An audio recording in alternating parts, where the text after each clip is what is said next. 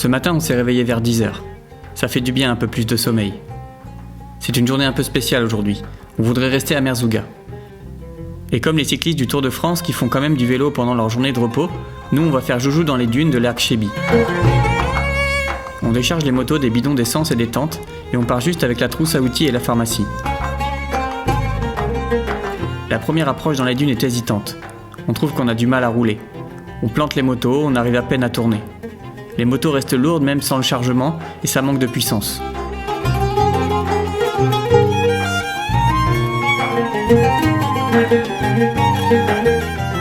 Je sens que Michel est énervé. Pour enfoncer le clou, on voit un groupe de touristes en quad, en tongs et en t-shirt. C'est sûrement la première fois qu'ils font du quad et ça semble facile pour eux.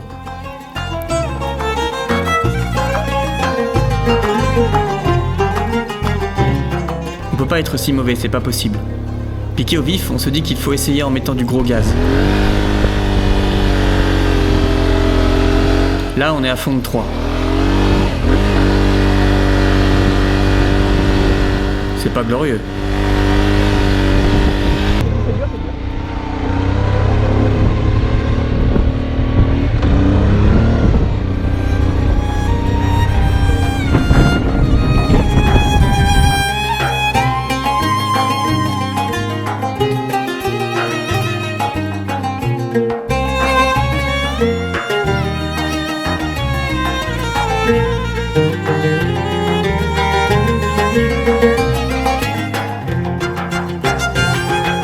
Au final, on comprend comment rouler dans les dunes.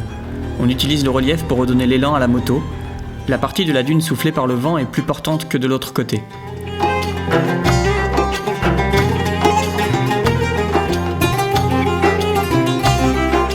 Et s'il faut s'arrêter, c'est au sommet de la dune. Avec tout ça, on analyse le chemin à prendre.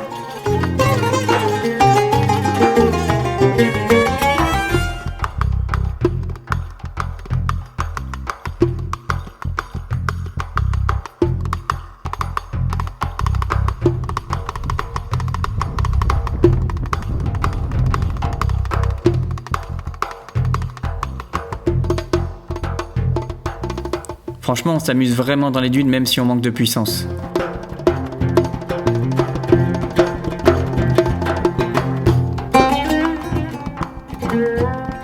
On se fixe des défis, celui qui montera la plus haute dune le premier.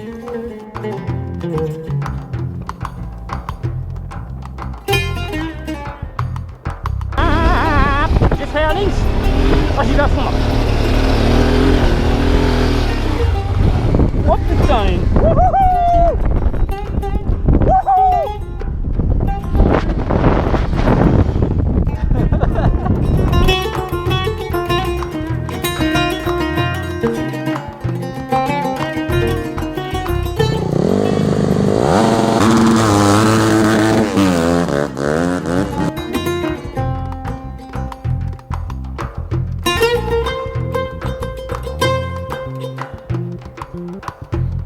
On restera environ 3 heures à tourner en rond.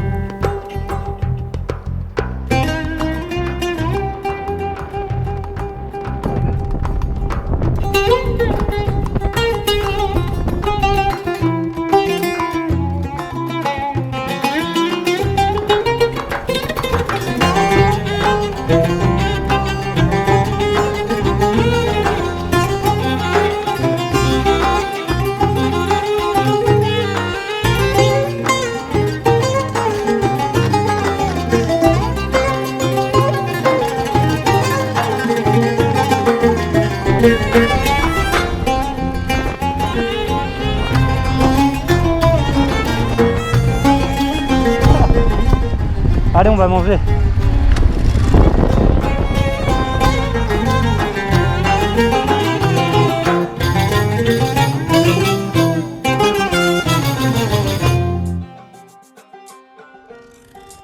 Après déjeuner, le temps devient mauvais. On sent même des petites gouttes d'eau. Être aux portes du Sahara et sentir la pluie, on trouve ça cocasse. Du coup, on se dit qu'on va continuer notre route. Mais avant, on voudrait vous montrer sur le plan le chemin déjà parcouru. Départ de Ceuta, qui est une enclave espagnole. Passage de la douane marocaine et notre premier arrêt se fera à Chefchaouen, la ville bleue. On continue ensuite la route en passant par Meknes, puis dans les environs d'Azrou. Arrive notre mésaventure racontée dans l'épisode 1. Notre route se poursuit en direction de l'Atlas et du village d'Emilchil. On emprunte ensuite des pistes absolument splendides avant l'arrivée aux gorges de Dadès. Une fois passé Ouarzazate, on rejoint Marrakech. On y passera 2 jours. Bien reposé, on reprend la route vers l'Atlantique. Que du bitume jusqu'à Agadir. On longe ensuite l'océan en direction de l'Exira, l'arche qui se jette dans la mer. Maintenant, cap à l'est, en route pour Tissint. Tissint, c'est la route du désert, pour nous le début de la grande piste, le but de notre voyage. On remontera le Maroc par Mamid et le passage dans l'Oued-Dra qui nous a mis en difficulté dans l'épisode 6. Puis par Ramia et son Fèche-Fèche pour arriver dans les dunes de Merzouga. La suite de l'itinéraire, c'est maintenant de rejoindre la Méditerranée et longer la côte pour retourner à Ceuta. Mais nous avons encore beaucoup de pistes devant nous. C'est reparti. On quitte Merzouga lorsqu'une tempête de sable se lève. En quelques minutes, les routes sont recouvertes. On roule vent de travers, moto inclinée, vers Gara-Médouar. Tout à coup, on est suivi par une vieille Rolls Silver Wraith.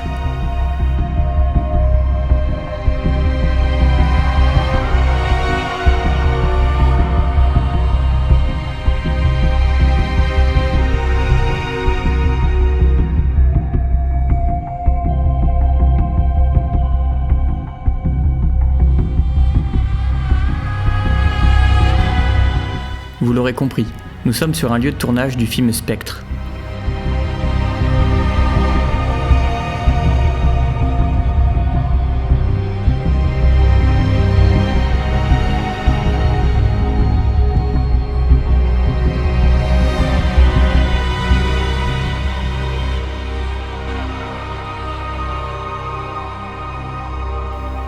Le vent se fait plus fort.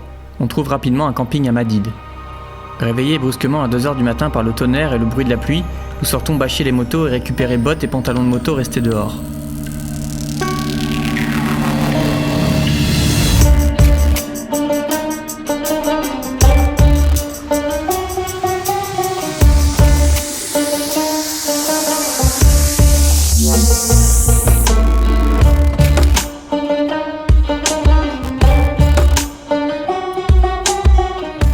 Au petit matin, 10h, nous partons pour 100 km off-road. La veille, nous avons pris la décision de changer un peu notre itinéraire pour ne pas redescendre vers Merzouga. Pas de souci, on a plein de traces dans notre GPS.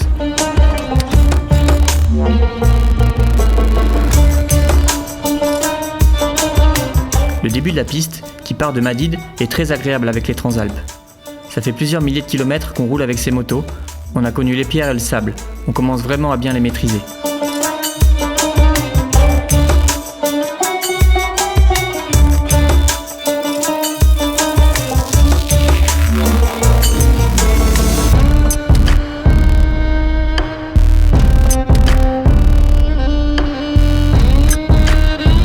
On peut dire qu'on prend beaucoup de plaisir. On est venu au Maroc pour ça, de superbes pistes dans le désert.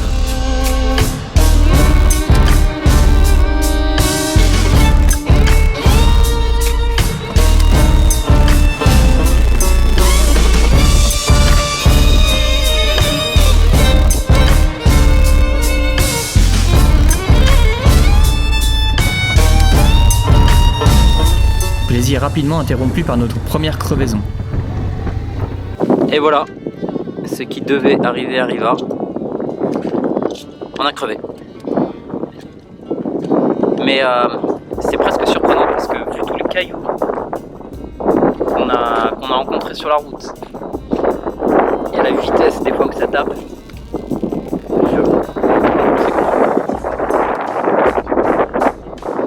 mais non, c'est la première fois sur la moto de Jonathan, on a les chambres à air renforcées, sur la roue arrière, les chambres à air renforcées. Celle-ci on sait pas, on l'a pas démontée, le pneu la moto elle a été achetée comme ça. Donc à mon avis il n'y a probablement pas de chambre à air avant renforcée sur celle-ci. Voilà, là on va s'amuser, on a 3 démonts de pneus, on a un peu de savon et on a une chambre à air neuve. Voilà, c'est parti, au boulot. Voilà, le problème ça doit pas être bien.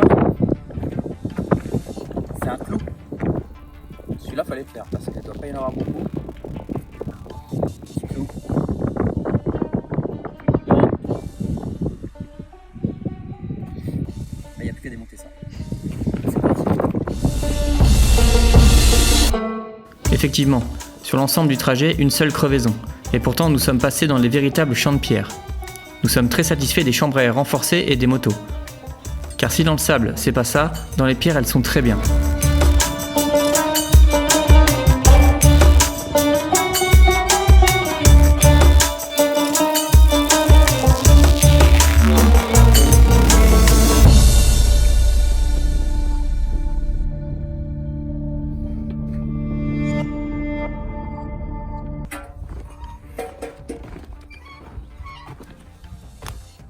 Qu'est-ce que tu fais, Michel?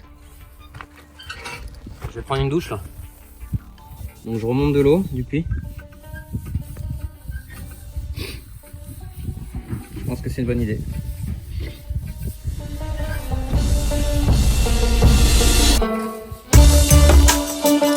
La suite du parcours est une piste de cailloux.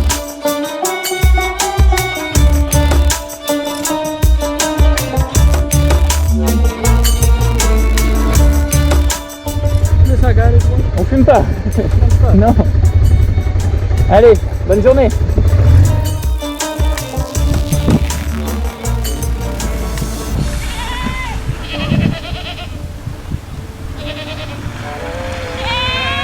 50 km debout, à compter les pierres qui tapent dans le sabot. Long, trop long.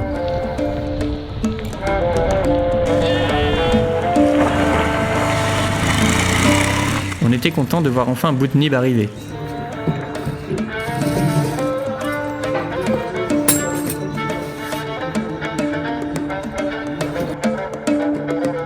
Après déjeuner, on repart pour avaler des cailloux. Et là, une super bonne surprise, le col de Belkacem. Un passage super technique, environ 500 mètres de pierriers en montée.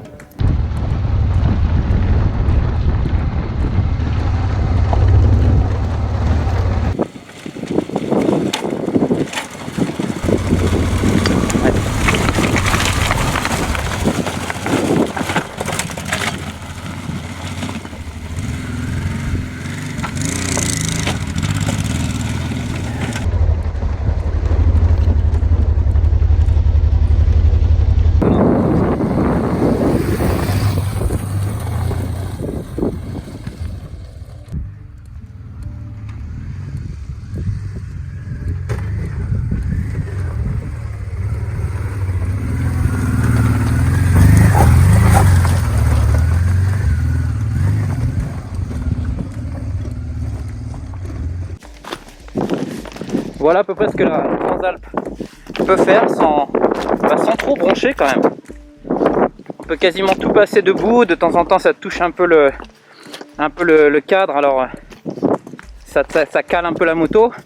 De temps en temps ça se voit, mais sinon ça passe bien. Et pourtant il y a de belles pierres. Hein. Voilà ce qu'on peut faire avec une Transalp sans problème. Avec un petit filet de gaz en deuxième.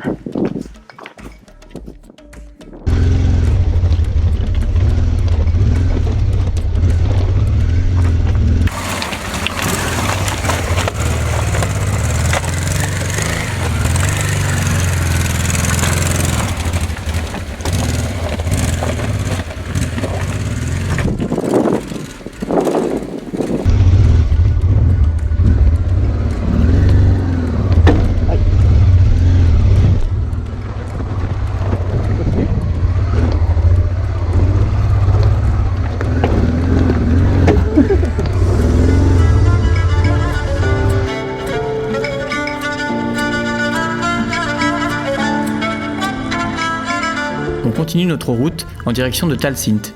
Il nous reste environ 70 km et plus la fin de journée approche, plus il fait froid. Arrivé à Talsint, on se les gèle.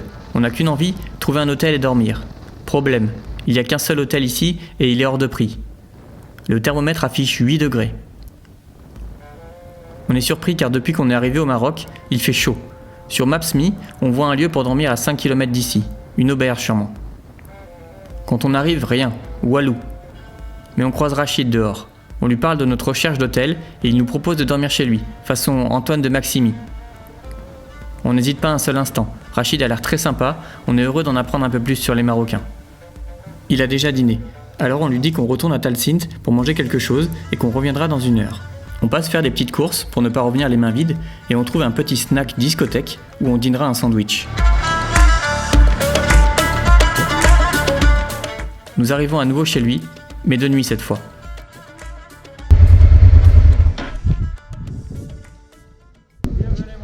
Bonjour. Bonjour ou bien bonsoir. Bonsoir, pardon. Ça va? Oui, ça va. Gros. Il est grand. On passe la soirée à discuter avec lui. On parle de tout et de rien, Ok, parfait. beaucoup de lui, de sa famille et du Maroc. De la différence entre les gens des grandes villes comme Marrakech et ceux de la campagne comme lui. D'accord. Il nous parle aussi beaucoup de religion, Et ça, c'est parti. sujet toujours délicat et qui peut mettre mal à l'aise parfois. On réalise la chance qu'on a d'être accueilli par Rachid. C'est grâce à des hommes et des femmes comme lui que les Français aiment autant le Maroc. On passera la nuit bien installé dans le salon familial.